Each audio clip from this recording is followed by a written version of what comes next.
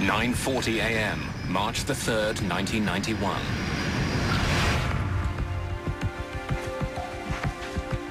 After a short 17-minute trip from Denver, United Airlines Flight 585 is on final approach into Colorado Springs.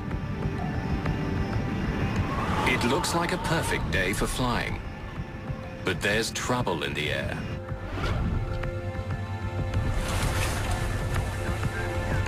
Nice looking day. Hard to believe the skies are unfriendly. There's been heavy turbulence during the flight, and violent gusts of wind are forecast over Colorado Springs. Never driven to Colorado Springs and not gotten sick? At the controls is 52-year-old Captain Harold Green, a pilot with 20 years experience and a sterling reputation. Green's co-pilot is Patricia Eidson.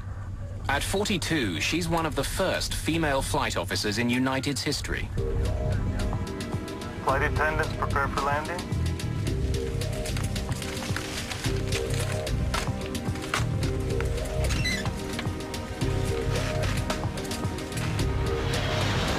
At Colorado Springs Municipal Airport, Air Traffic Controller James Rayfield is ready to bring Flight 585 in. United 585, report the airport in sight. Got it? Yep. Airport in sight, United 585. Lower landing gear.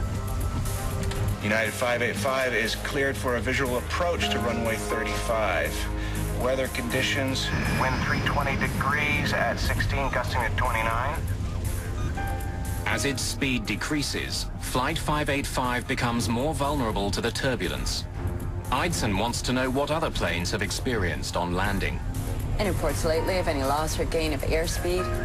Yes, ma'am. 500 feet, a 50-knot loss. At 400 feet, a 50-knot gain. And at 150 feet, a gain of 20 knots. Sounds adventurous, thank you. Starting on down.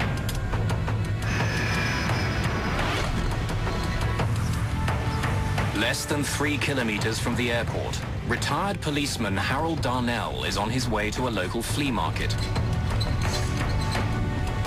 A kilometer overhead, Green and Eidson focus on keeping their speed constant as they descend. Wait, a 10-knot change here. Yeah, I know.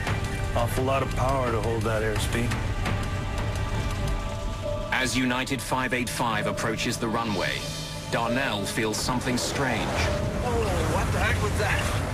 Out of nowhere, a powerful gust of wind strikes his vehicle, almost blowing him off the road. Another 10-knot gain. 3 flaps.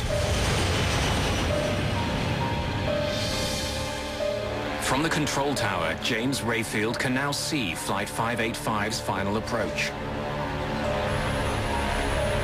As the aircraft closes in on the airport, the ride gets even bumpier.